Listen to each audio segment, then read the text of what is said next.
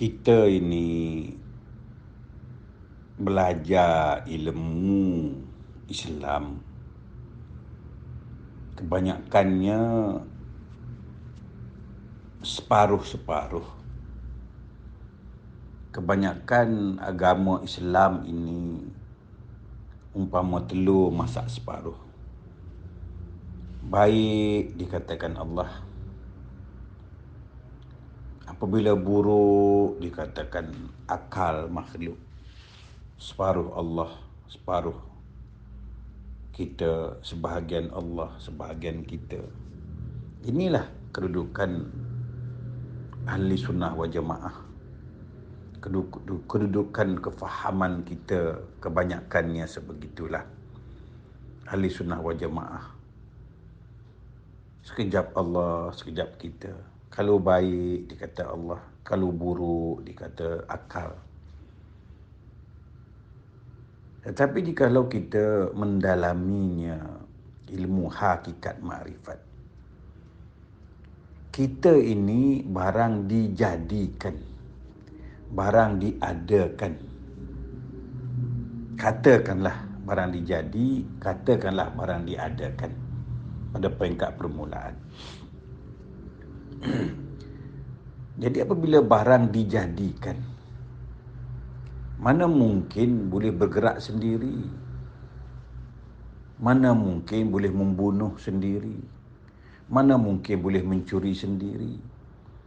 Seumpama patung wayang kulit, dibuat, dicipta, direka, dijadikan oleh Tok Dalang. Kemudian Tok Dalang yang mainkan patung wayang kulit. Patung wayang kulit membunuh, patung wayang kulit mencuri, merompak, merogol, menyamun. Jadi, apakah patung wayang kulit itu jahat? Apakah patung wayang kulit itu buruk? Begitu juga umpama tukang keris, tukang besi membuat keris. Lalu diambilnya keris, ditusuknya perut orang. Apakah keris itu bersalah? Apakah keris itu jahat? Sedangkan keris dicipta oleh tukang besi. Jadi kita ini mengaji ilmu Islam meletakkan buruk baik kepada akal. Meletakkan kebaikan, meletakkan keburukan pada akal fikiran.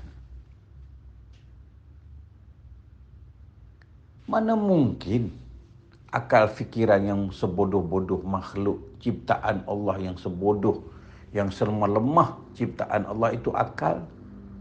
Hendak kita bertanggungjawabkan ke atas perkara baik dan buruk. Akal itu paling lemah. Makhluk Allah yang paling lemah, paling bodoh. Mana mungkin kita nak meletakkan akan tanggungjawab melaksanakan buruk dan baik ke atas makhluk yang paling lemah.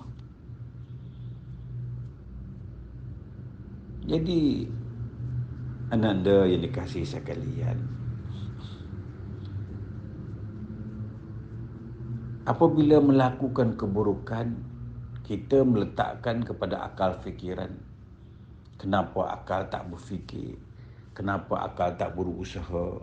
Kenapa akal tak berikhtiar? Allah bagi akal untuk memilih mana baik, mana buruk, mana jahat. Begitulah keadaan kita, fahaman kita sekarang ini. Meletakkan kepada akal, mempertanggungjawabkan perkara yang begini tinggi kepada akal. Mana mungkin akal memegang jawatan yang tinggi, sedangkan dia makhluk yang paling lemah, paling bodoh, paling rendah, paling hina.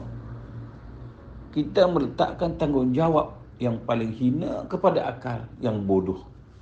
Tanggungjawab jawatan yang paling tinggi kepada akal yang bodoh. Sudah-sudahlah anak anda. Sudah-sudahlah. Cukup-cukuplah. Buang akalmu, buang ikhtiarmu, buang usahamu. Segala akal, segala ikhtiar, segala usaha yang kita letak ke atas akal fikiran itu sesungguhnya digerakkan juga oleh Allah. Akal fikiran kita ini hanya persinggahan, hanya laluan. Dia sekadar persinggahan, dia sekadar laluan, bukan tujuan. Laluan dengan tujuan berbeza. Laluan ini hanya sekadar lalu, sekadar persinggahan, bukan tempat untuk mencipta, untuk menjana. Tuan-tuan ini tak faham laluan dengan tujuan. Laluan ini tempat berhenti, laluan ini tempat singgah. Adapun tujuan tempat berhenti, tempat duduk, tempat tinggal, tempat putus, tempat penyudah, tempat muktamad, tempat akhir, tempat kesudahan. Apakah kesudahan kita pada makhluk? Apakah persinggahan kita hanya kepada makhluk? Kita singgah di akal, kita singgah di fikiran, kita singgah di ikhtiar. Itu singgahan, laluan, bukan tujuan. Kita bermain di fikiran, diberi ilmu oleh hukum fiqh. Kita belajar sedari kecil. Baik daripada Allah, buruk daripada diri sendiri. Apakah ada dua kuasa? Kuasa baik Allah, kuasa jahat kita. Apakah ada dua kuasa? Baik letaknya pada Allah. Kuasa baik letak pada Allah, kuasa jahat letak kepada kita. Letak kepada akal yang lemah. Jadi bertembunglah antara dua kuasa ini. Inilah fahaman kebanyakan kita. Sedangkan terang-terang ayat Quran mengatakan wallahu khalaqakum wa ma ta'malun. Aku buat kamu dan apa-apa kamu perbuat. Apa-apa yang difikirkan akal, apa-apa yang digerakkan oleh akal, apa-apa yang diikhtiarkan oleh akal, apa-apa yang dipilih oleh akal itu daripada Allah jua. Seumpama patung wayang kulit. Disuruh oleh Tok Dalam makan, maka makanlah patung wayang kulit. Disuruh oleh Tok Dalam bunuh, maka bunuhlah patung wayang kulit. Jadi siapa yang menggerak? Tuan-tuan ini melihat hanya sebatas ciptaan. Di sebalik ciptaan itu siapa yang membuatnya? Ini kebanyakan kita duduk di atas ciptaan. Kita duduk di atas pencipta. Jangan letak di atas ciptaan. Segala baik buruk jangan letak di atas ciptaan. Kita hendaklah letak kepada pencipta. Pencipta buruk, pencipta baik itu siapa? Ananda tuan-tuan yang dikasihi sekalian. Akal ini ataupun diri kita ini tidak ubah. Tidak ubah umpama sebagai pelakon di dalam sinetron, pelakon dalam drama, pelakon dalam filem. Pengarah ini umpama Allah. Pengarah suruh kita bunuh. Ya, pelakon mesti bunuh orang. Pengarah suruh menangis. Ya, pelakon mesti menangis. Pengarah suruh pelakon curi. Ya, pelakon mesti curi. Pelakon tak makan, tak minum. Pelakon tak jantan, tak betina. Pelakon tidak lapar, tidak dahaga. Yang jantan betina itu, minta maaf, Allah pengarah. Pengarah tak makan, tak minum. Sedangkan pelakon makan, minum. Pengarah tak tembak orang. Yang tembak itu pelakon. Pengarah tak mencuri. Yang mencuri itu pelakon. Pengarah arahkan pelakon merompak. Ya, pelakon kena merompak lah. Pengarah suruh pelakon bunuh orang. Ya, pelakon bunuhlah. Pengarah tak bunuh. Pengarah tak makan pun. Pengarah cuma arahkan pelakon. Yang makan itu pelakon. Yang bunuh itu pelakon. Yang merompak itu pelakon. Yang merogol itu pelakon. Tak boleh nak kata Allah merompak, Allah merogol, Allah makan minum. Tak boleh. Sebab yang makan minum itu pelakon. Allah sebagai pengarah ni dia arahkan saja. Dia suruh je. Dia tak makan. Dia cuma mengarah dalam filem, dalam sinetron, dalam drama, dalam movie.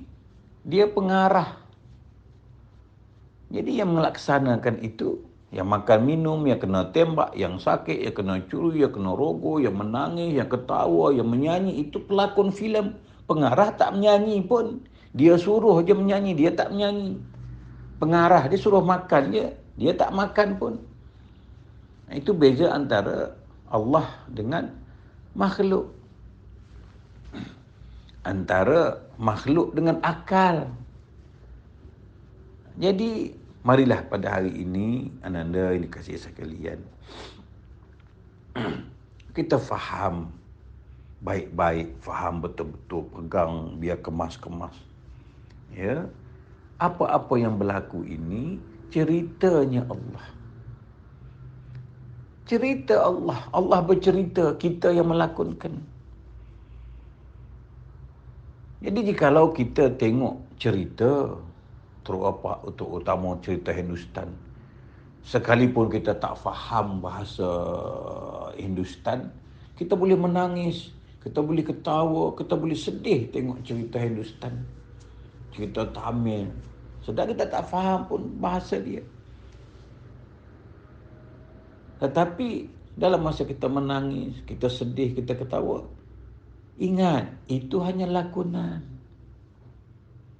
yang diterbitkan oleh buah fikiran pengarah. Kita melihat sedih, orang kena bunuh di dalam filem, di dalam movie, dalam sinetron. Sedih kena bunuh. Tetapi siapa yang suruh bunuh di dalam filem itu? Iaitu pengarah. Begitu juga dalam kehidupan kita. Mencuri sana, merompak sana, bunuh sana, rogo sana. Itu pengarah yang suruh. Iaitu Allah Subhanahu Wa Taala yang suruh. Dia suruh dalam kalimahnya kun. Dia menyuruh kita melakukan baik dan buruk di atas muka bumi ini di dalam kalimah kun. Maka fayakunlah. Allah kata jadi dalam ilmunya, maka jadilah di alam syahadah ini. Allah berfirman di dalam kalimahnya kun, maka nyatalah di alam syahadah, di alam nyata ini. Tak ada lagi kun yang baru, tak ada lagi firman yang baru, tak ada lagi tinta yang baru, tak ada lagi dakwah yang baru. Semua tinta sudah kering, tidak ada tinta yang basah, tak ada tinta yang baru, baik berdoa, baik beribadah, baik merompak. Marilah kita pada hari ini menyerahkan kudrat iradat sama bahasa kalam ilmu hayat itu miliknya Allah. Zat, sifat, af'al, asma' itu miliknya Allah. Tapi kita sekarang ini apabila nama, asma, ya kita boleh letak asma Allah. Zat, apa lagi kita letak kepada Allah. Sifat, bentuk kita, rupa parah kita, keadaan kita, kita boleh letak kepada Allah. Tetapi apabila sampai ke tahap af'al, perbuatan, kita tak boleh letak kepada Allah. Kita letak kepada akal yang bodoh, akal yang lemah, makhluk yang paling lemah, iaitu akal. Kita letakkan af'al ke atas akal. Kita tak letak af'al, kita tak letak perbuatan kepada Allah. Ini yang masalah. Mengambil sebahagian hak Allah, letak kepada akal. Kesian kepada akal. Akal, aku ni lemah, kata akal. Kenapa kau bebankan aku dengan jawatan yang tinggi, kerja yang berat, usaha yang tak mampu aku laksanakan. Tapi kau letak kepada aku akal yang lemah. Inilah bodohnya manusia. Mempergunakan benda yang lemah untuk membuat kerja yang tinggi. Itulah para guru mengatakan, apabila lemah akalmu, apabila lemah pendapatmu, itulah yang kau dapat. Apabila lemah pendapatmu, itulah yang kau dapat.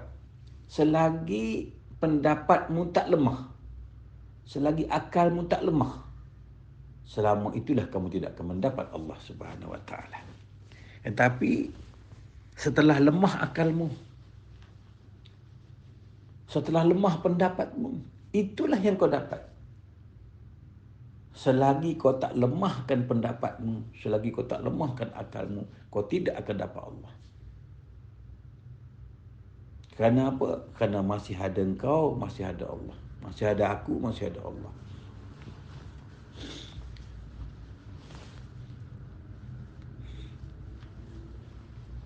Jadi, muslim-muslimat yang dirahmati Allah, ananda yang dikasihi, serahlah zat, sifat, af'al, asma' itu kepada Allah. Kerana Allah lah yang menciptakan sifat. Kerana Allah lah menciptakan nama.